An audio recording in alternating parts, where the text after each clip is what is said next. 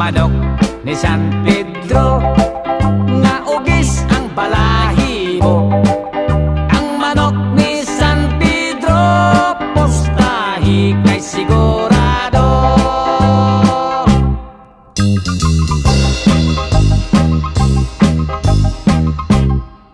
Si Esteban intaon, gimorder sa mga gons. Pagsaka niyas langit, si San Pedro nahibulong. Kay wala pa sa panahon, gipabalik, di pa ay siya return. May manok pang gipabalon, si San Pedro nga bungoton.